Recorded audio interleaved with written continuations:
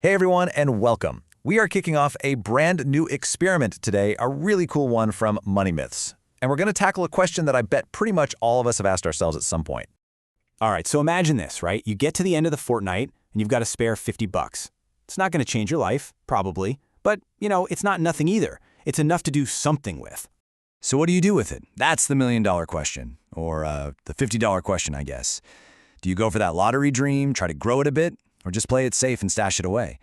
Well, we're actually going to find out. We're putting it to the test. First things first, we've got to talk about the lottery.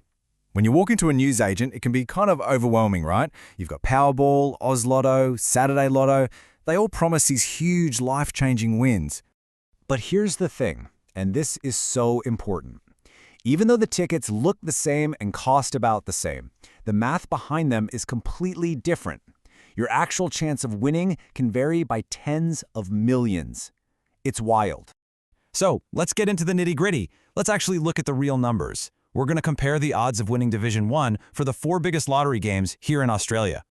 Okay, just take a look at these numbers. This is where it gets really, really interesting.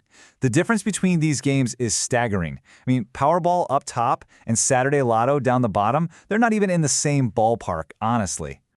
So Powerball, your odds of hitting that jackpot are 1 in almost 135 million. Let that number sink in for a second.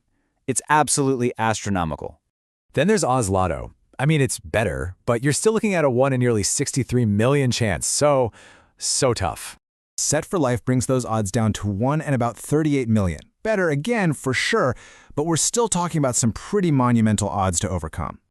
So for this experiment, the thinking was pretty simple. Let's forget about the giant jackpots for a second. Let's just focus on one thing and one thing only. Which game gives us the best mathematical shot? Our best chance of actually winning. And there you have it. That's our answer. Saturday Lotto. At 1 in just over 8 million, its odds are so much better than any of the other big national games. It's not even close. Now let's be real. It is still a massive long shot. Nobody's saying winning the lottery is easy. But if you're playing the numbers game, Saturday Lotto is, without a doubt, our best shot. So that's the one we're going with. Okay, so we've picked our game of choice. Now, how is this whole experiment actually going to work? Let's lay out the rules. The process is super simple, and we're going to be really consistent with it. Every single fortnight, we're splitting up that money 3 ways. 50 bucks goes to buying those Saturday Lotto tickets.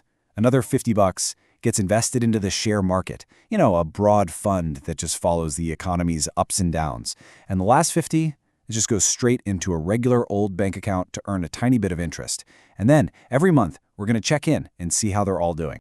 And what this does is it sets up this really fascinating head-to-head comparison. It's basically a 3-way battle between 3 totally different ways of thinking about money. And you can boil it all down to this. The lottery? That's pure luck. It's that high-risk, high-reward shot in the dark. Shares? That's all about growth. It's the idea that your money can build on itself over time. But you've got to ride out those market swings. And savings? Well, that's safety. It's predictable, it's low risk, your money's secure, but it's probably not going to grow very fast. The whole point of this, and this is really important, is that we're not here to say one of these is good and the others are bad. We're not judging. We're just running a real-world test with real money, and we're just going to watch and see what happens. So the first tickets have been bought, the first investment has been made, and the first deposit is in the bank. The experiment is officially up and running. So the big question is, which 50 bucks is going to do the best? Will it be pure blind luck? Or will that slow and steady approach actually win the race? There's only one way to find out.